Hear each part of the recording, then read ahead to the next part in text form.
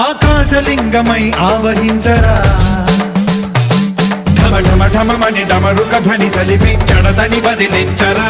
శ్రీవాయులింగమై సంచరించరా, అణువణువున తన తనువున నిలిచి చలనమే కలిగించరా, భస్మం చేసే అసురునే అగ్నిలింగమై